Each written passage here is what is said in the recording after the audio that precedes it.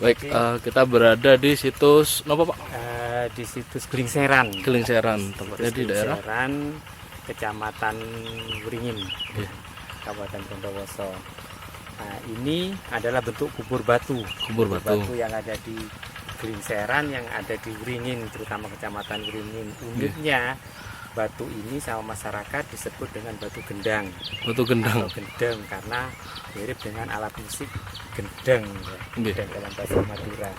Kemudian kita kategorikan ini pandusa, ya. Kita tidak mengkategorikan benda ini adalah sarkofagus karena kalau sarkofagus itu ada wadah, ada tutup yang sama bentuknya. Kalau yang di sini, ini bagian bawah ini di Gelingseran ini adalah biasanya berbentuk segi empat, biasanya segi empat yang dibuat makam, dan bagian atasnya mereka meletakkan batu-batu besar seperti ini.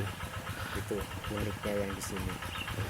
Ini kok ada pecah, bagaimana Pak? Kalau yang pecah ini menurut informasi masyarakat, ya, sekitar zaman Jepang dulu tahun 43, 44 itu memang sengaja diledakkan untuk diambil isinya. Berarti penjarahan Pak? Penjarahan untuk Jepang, karena di hampir semua kubur-kubur batu di sini pecahnya tengah. Oh, jadi memang sengaja mereka mendinamit untuk diambil isinya.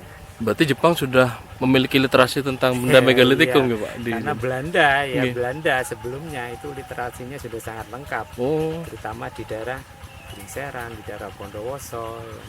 Jadi ketika Jepang masuk, mereka sudah tahu titik-titiknya. Tinggal eksekusi mereka. Kalau di batu berikutnya Pak? Di batu berikutnya ini hampir sama, ya. Hampir sama juga, coba bisa dilihat, ya. Nah, pecahnya pecah tengah juga. Pecah tengah. Tetapi bagian bawahnya terdiri dari lempeng-lempeng. Jadi batu-batu yang sengaja disusun, bisa dilihat. Jadi beda dengan yang ada di sebelah. Itulah. Memang disusun ya Pak, beda ya Pak?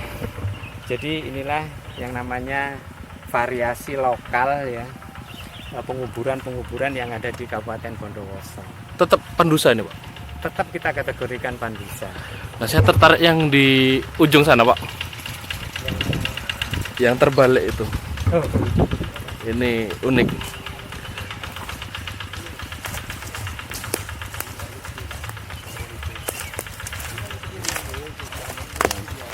Ini juga kita kategorikan kubur batu jenisnya pandusa, ya, karena bagian bawah sama dengan yang di sebelah sana.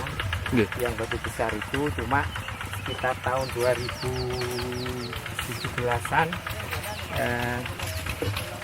di sisi kanan, ya, di sisi selatan, ya, ini batunya terbalik, pecah.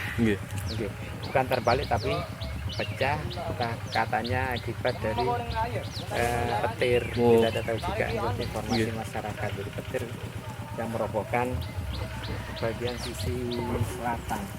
Nah, ini baru kelihatan bentuk kendangnya ya Pak, betul Pak? Kalau orang yang di sini sama dengan yang di sana itu juga kelihatan. Kalau ini bentuknya seperti batu kendang. Kok dari batuannya batuan apa Pak?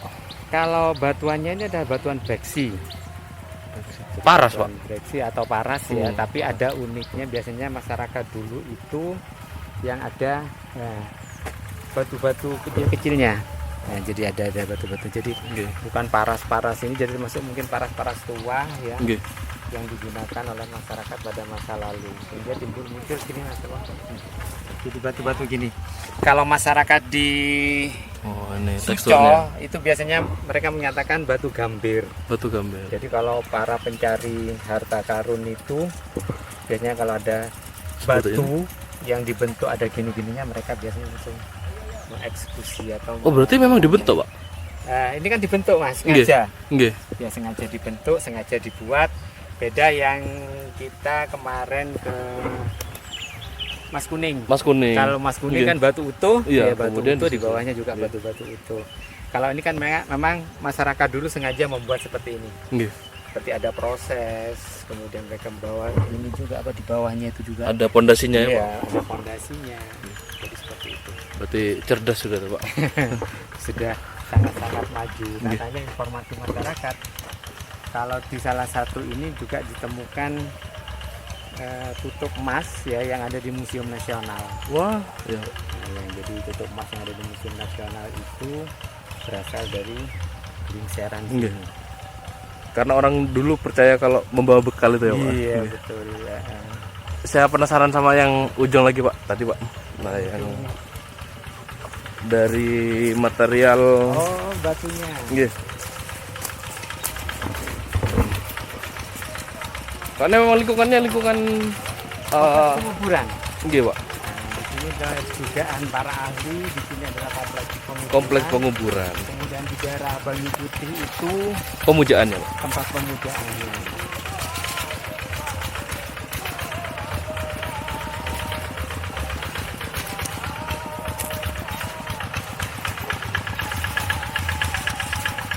Nah, yang ini.